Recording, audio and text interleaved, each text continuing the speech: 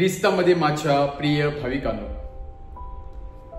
एक आई आपल्या मुलाच्या भल्यासाठी किंवा मुलाला त्या सैतानाच्या तावडीतून सोडवण्यासाठी कुठल्या थराला जाऊ शकते किंवा काय करू शकते हे आपण नक्कीच महान संतांकडून शिकू शकतो,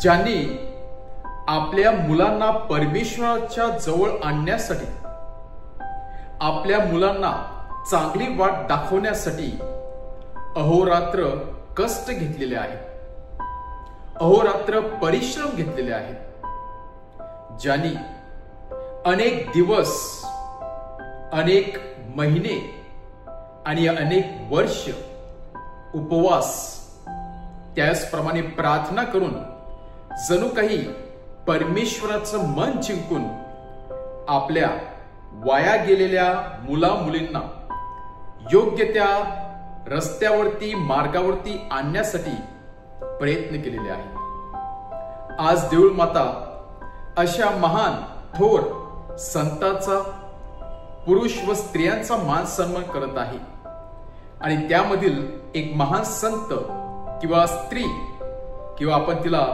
एक विश्वासाने भरणारी, विश्वासाने भरलेली आई म्हणू शकतो, ती म्हणजे संत मोनिका।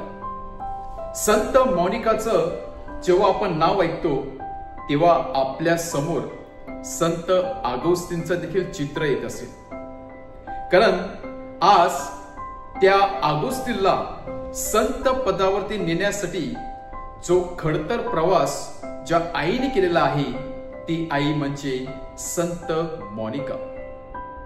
संत मोनिकाला 3 मुलं होती, पण त्यापैकी आगोस्तीन हा सर्वात मोठा मुलगा, जो वाया गेलेला होता परमेश्वराच्या प्रेमापासून आणि परमेश्वरापासून तो पूर्णपणे दूर गेलेला होता। आपल्या या वाया गेलेल्या मुलाला योग्य त्या मार्गावरती आणण्यासाठी ही आई फार कष्ट घेते, प्रत्येक क्षणाला आपल्या मुलाबरोबर राहण्याचा प्रयत्न करते, वेगवेगळ्या तऱ्हेने तिला समजवण्याचा प्रयत्न करते, परंतु आगोस्तीन हा काही ऐकण्यासाठी तयार नव्हता आणि शेवटी तिच्याकडे पर्याय राहतो तो म्हणजे उपवास आणि प्रार्थना। सातत्याने उपवास करून आणि परमेश्वराच्या त्या मंदिरामध्ये त्या आल्तारसमोर गुडघे टेकून संत मोनिका आपल्या मुलाच्या परतण्याची आतुरतेने वाट पाहते। अनेक वर्ष निघून जातात, 1 वर्ष नाही, 2 वर्ष नाही, जवळजवळ 33 वर्ष ही आई आपल्या मुलाच्या परिवर्तनासाठी सतत प्रयत्न करते। कुठेही अविश्वासाचं चिन्ह देखील तिच्या चेहऱ्यावरती दिसत नाही, कुठल्या प्रकारे ती खचून जात नाही, हताश होत नाही।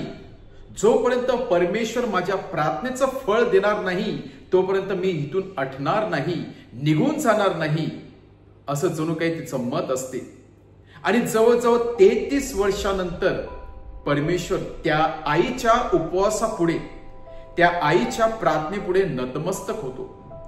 त्या परमेश्वराला शरण यावं लागते त्या आईची विश्वास पाहून आणि वाया गेलेल्या मुलाला परमेश्वर परिवर्तनाची वाट दाखवतो। आगोस्तीन त्या संत अम्ब्रोसच्या, बिशप अम्ब्रोसच्या मध्यस्थीने आपल्या आईकडे परत येतो, आपल्या परमेश्वराकडे परत येतो, चांगलं जीवन जगायला सुरुवात करतो, फादर होण्याची इच्छा दाखवतो आणि फादरच नाही त्यानंतर तो बिशप होऊन आणि त्याच्यानंतर तो संत बनतो।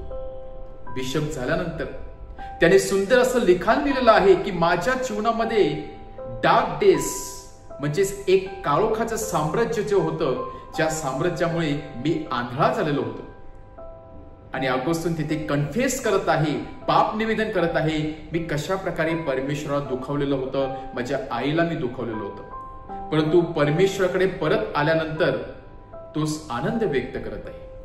तोच तो आगोस्तीन सांगत आहे की आपलं मन एका उडणाऱ्या पक्षाप्रमाणे आहेत, पाखराप्रमाणे आहेत, ते इथे तिथे भरकटत राहतात आणि या जगातील जर एखादी गोष्ट त्याला विसावं देऊ शकत असेल ती व्यक्ती म्हणजे स्वतः परमेश्वर। केवळ परमेश्वरामध्येच आपले हृदय, आपले मन विसावा पाहू शकतात। एका आईच्या मध्यस्थीने, सातत्याने, विश्वासाने, उपवासाने, प्रार्थनेने एका वाया गेलेल्या मुलाला नवजीवन मिळालं. संत मोनिका आपल्या समोर एक उदाहरण आहे. जेव्हा आपण प्रार्थनेसाठी बसतो आणि प्रार्थनेचं उत्तर मिळत नाही तेव्हा आपण किती हताश होतो. या आईने तर 33 वर्ष प्रार्थना केली. तिने किती हताश होण्यासाठी किंवा हताश व्हायला पाहिजे होती, तरी सुद्धा तिने विश्वास दाखवला. त्या संत मोनिका प्रमाणे विश्वासू जीवन, प्रार्थनामय जीवन जगण्यासाठी परमेश्वराकडून कृपा व शक्ती मागूया. आमेन.